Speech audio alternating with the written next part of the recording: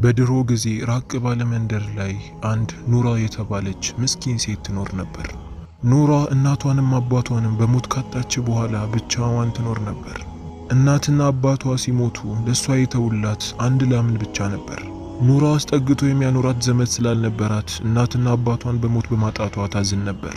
ምንም አማራጭ ስላልነበራት ያንን ላም እየተንከባከበች ከሱ የምታገኘውን ወተት ወደ ገበያ ይዛ በመውጣት እሱን በመሸጥ ትተዳደር ነበር። ወተቱን ሽጣ የምታገኘው ገንዘብ ምንም በቂ አልነበረም። ምክንያቱም በዛ ገንዘብ የላሙን ቀለብ ለራሷም ቀለብን ገዝታ እንዲሁም ላሙ የሚግጥበትን ቦታ ተከራይታ ስለነበር ለአከራዩም ትከፍል ነበር። የአከራዩዋ ስም ማሂር ሲሆን ማሂር ኑራ የተቸገረችና ብቸኛ መሆኗን ያውቃል። ቢሆንም ግን ለሷ ከማዘን ፋንታ ልበ ደረቅ ሆኖ ለከራዩ ብዙ ያስከፍላት ነበር። ዓላማው ሁሉ ንብረትን ማከማቸት ስለነበር አንድ ቀንም ለሷ አስቦላትም ሆነ አዝኖላትም አያውቅም። ኑራ ግን በተቃራኒ የተቸገሩትን መርዳት የምትወድ በመንገዷ ላይ ለምታገኛቸው ድመቶች ሁሉ ዕቃን አዘጋጅታ ወተትን ትሰጣቸው ነበር። ለፍጡሮች በማዘኗና መልካምን በመስራቷ ጥሩ ነገር እንደሚገጥማት ታውቃለች።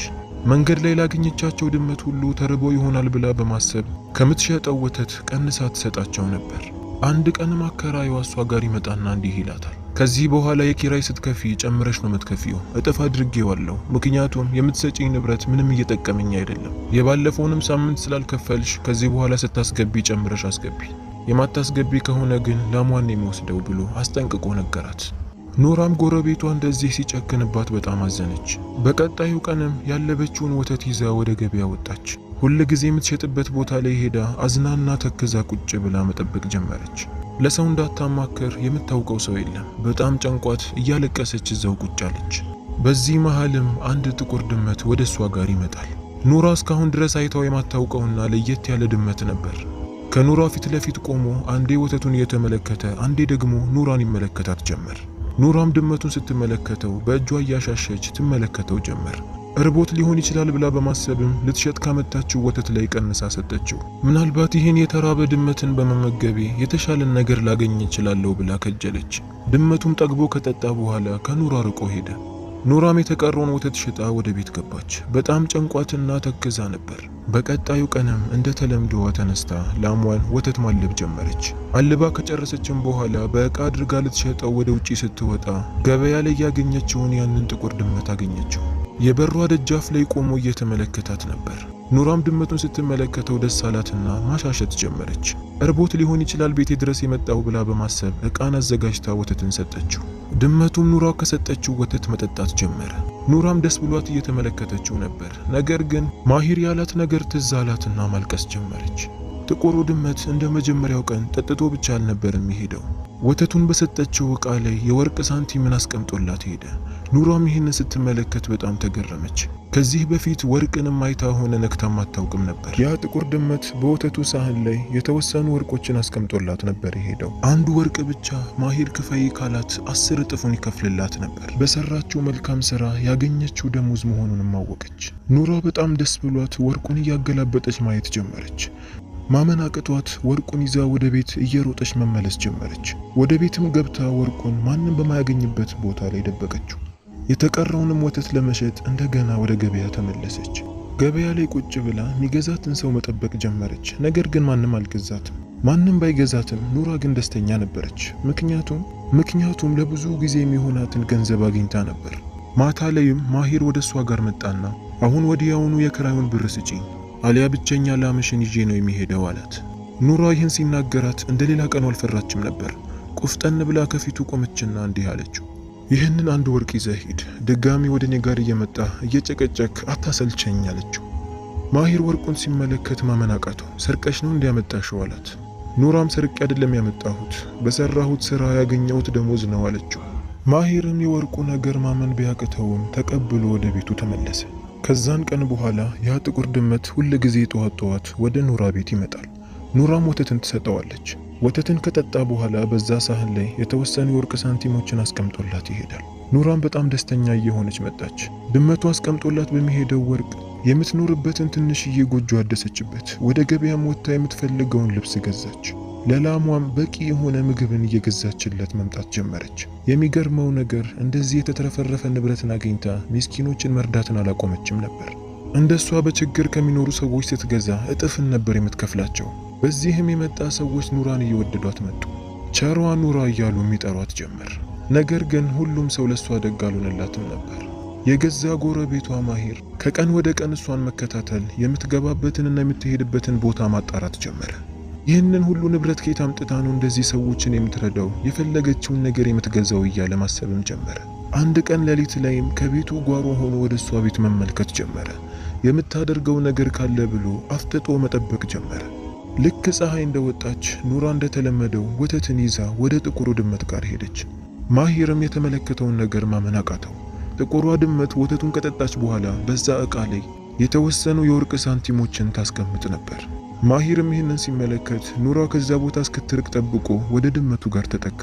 ተጠግቶም የወተቱን ዕቃ ሲመለከት በወርቅ ሳንቲሞች ተሞልቶ ነበር። የኑራ የሀብት ምንጭ ይሄ ድመት ነው ማለት ነው። ይህ ድመት ለሷ ሳይሆን ለኔ ነው የሚገባው። እንዴት አድርጌ እንደምወስደው እኔ ነው ማውቀው ማለት ጀመረ። ከተመለከተው ወርቅ ምንም አይነትን ነገር አልወሰደም ነበር። ጥሎ ወደ ቤት ተመለሰ። በቀጣዩ ቀንም መረብን ይዞ ከሩቅ መጠባበቅ ጀመረ። እንደተለመደው ጥቁሩ ድመት መጥቶ ኑራን እየጠበቃት ሳለ በድንገት ከኋላው ሄዶ የያዘውን ወጥመድ ድመቱ ላይ ጣለበት። ድመቱ ከኋላ መጥቶ ስለያዘው ማምለጥ አልቻለም ነበር። መጥፎውም ማሂር ኑራ ሳትመጣበት በፊት ድመቱን ደብቆ ወደ ቤቱ እየሮጠ ተመለሰ። ከአሁን በኋላ ኑራ ምንም የምታገኘው ነገር የለም እያለ እየሳቀ ወደ ቤቱ ገባ። በሩንም በአግባቡ ዘጋው። ገበያም ወጥቶ የተሻለ ወተትን ገዝቶ ለድመቱ አቀረበለት። በላንተ ድመት ይህንን ወተት ጠጣ ብሎ አቀረበለት። ነገር ግን ያ ጥቁር ድመት አይደለም ወተቱን ሊጠጣ ወደ ወተቱም አልተጠጋም ነበር። በዚህም ማሂር እየተቆጣ መጣ። ጠጣ እያለ በግድ ወተቱን ወደሱ ያስጠጋለት ጀመር። ነገር ግን ያ ድመት ሊጠጣለት አልቻለም። ማሂርም በጣም እየተናደደ መጣ። ይህንን ወተት ካልጠጣ ከዚህ አትወጣም፣ በረሃብ መሞትህ ነው እያለ ጥቁሩ ድመት ላይ ይዝትበት ጀመር። በዚህ በኩል ደግሞ ኑራ ወተትን ይዛ ስትወጣ ድመቱ አልመጣም ነበር። የድመቱ አለመምጣትም ያስጨንቃት ጀመር። ምናልባት ዛሬ ባይመጣም ነገ ሊመጣ ይችላል ብላ በቀጣዩ ቀንም ወጣች። ነገር ግን ድመቱ ለተከታታይ 3 ቀን አልመጣም ነበር። ኑራም የድመቱ አለመምጣትና መጥፋት ያስጨንቃት ጀመር። ምን አግኝቶት ነው እያለችም ማሰብ ጀመረች። ጠዋት ላይ ሌላ ቀን ለጥቁሩ ድመት ወተትን በምትሰጠው ቦታ ላይ ቁጭ ብላ ድመቱን መጠበቅ ጀመረች። ነገር ግን ያ ጥቁር ድመት ሳይመጣ ቀረ። ኑራም ያ ድመት የሆነ ነገር አግኝቶት ሊሆን ይችላል ብላ በማሰብ በገበያ ላይ የተዘዋወረች ድመቱን ማፈላለግ ጀመረች። ነገር ግን ፍለጋዋ ከንቱ ሆነባት። ድመቱን ልታገኘው አልቻለችም። በጣም አዝናና ተከፍታ ማልቀስ ጀመረች። በቤቷ ደጃፍ ላይም ቁጭ ብላ እያለቀሰች ሳለ የተወሰኑ ድመቶች ወደ እሷ ጋር መጡ። አንዱ ድመትም ወደ እሷ ጋር ጠጋ አለና ይነካት ጀመር። እኔን ተከተይኝ የሚል ምልክት ነበር ይሰጣት የነበረው። ኑራም የድመቱ ምልክት ገባትና እሱን ተከትላ መሄድ ጀመረች። እነዛ ድመቶችም ኑራን አስከትለው መሄድ ጀመሩ። ባላሰበችው መንገድ ይዘዋት የሄዱት የጎረቤቷ ማሂር ቤት ነበር። ኑራም በጣም ተገረመች። ወደ በሩ ጠጋ ብላ ስታዳምጥም ከውስጥ ድምፅ ይሰማ ነበር። ማሂር በጣም ተናዶና ፊቱ ተቀይሮ ነበር። ለተከታታይ 3 ቀን ድመቱ ምንም ሳይበላና ሳይጠጣ ቁጭ ብሎ ይመለከተው ነበር። ማሂር አሁን ትዕግስቱ አልቆ ስለነበር ድመቱ ላይ በኃይል እየዛተበት ነው።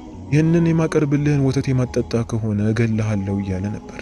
በዚህ ሰዓትም ያ ጥቁር ድመት ወደ ወተቱ ጋር ጠጋ ብሎ መጠጣት ጀመረ። ማሂርም በስተመጨረሻ የተሳካለት መሰለው። አሁን ቶሎ ብለህ ወደ ወርቅ ቀይረው እያለ መሳቅ ጀመረ። ያ ጥቁር ድመትም ወተቱን እስኪጠግብ ድረስ ጠጣ። ነገር ግን ወደ ምንም አይነት ወርቅ አልቀየረለትም ነበር። ይህም ነገር ማሂርን በጣም አበሳጨውና ዱላ ይዞ ሊመታው ይቃጣ ጀመር። ያ ጥቁር ድመት በወርቅ ሳንቲሞቹ ፋንታ ቤቱ ሙሉ በሚያስጠሉ ነፍሳቶችና ትላትሎች እንዲሞሉ አድርጎ ነበር። አከማችቶት የነበረው ንብረት ሁሉ ወደ ድንጋይም እንዲቀየር አደረገበት።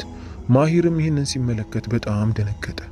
ያለ ሐቁ ሌላን መጨመርን ሲመኝ በእጁ የነበረውንም አጣ። ኑራ ከውጪ ሆና የማሂርንና የጥቁሩን ድመት ድምፅ እየሰማች ስለነበር በሩን በርገዳ ወደ ውስጥ ገባች። ወደ ውስጥም ስትገባ ማሂር በጣም ተናዶ ድመቱን ሊገለው ነበር። ነገር ግን ያ ታማኝ ጥቁር ድመት ኑራን እንደተመለከተ ሮጦ እሷ ላይ ተጠመጠመባት። ማሂርም ይህንን ሲመለከት እንደከሰረ አወቀ። ያለ አግባብ ለንብረት መቸኮሉና መስገብገቡ የሁሉ ችግር ላይ እንደከተተውም አወቀ። ኑራም ጥቁሯን ድመት አድና በሰላም ወደ ቤቷ ተመለሰች። ከዛን ቀን በኋላም ሁሉ ጊዜ እንደተለመደው ወተትን እየሰጠቻት፣ በወተቱ ፋንታ ደግሞ ጥቁሯ ድመት ወርቅን እያስቀመጠችላት ትሄድ ጀመር። አሁን ኑራ በመንደሯ ላይ ከበፊቱ በበለጠ መልኩ ሰዎች ዘንድ በጥሩነቷና በመልካም ሰሪነቷ ምስኪኖችን ረጂ በመሆኗ ታውቃለች። በሷ ላይ ምቀኛ የሆነውንም ጎረቤቷንም አስወግዳለች። የዛሬው የማታ ታሪካችን ይህንን ይመስላል። ቪዲዮ በጣም እንደመሰጣችሁ ተስፋ አድርጋለሁ። ከመተኛታችሁ በፊት ግን ሰብስክራይብ ያላደረጋችሁ ሰብስክራይብ አድርጉ፣ ላይክም ሼርም አድርጉ፣ ኮሜንትም ስጡ። ከመተኛታችሁ በፊት ነው ግን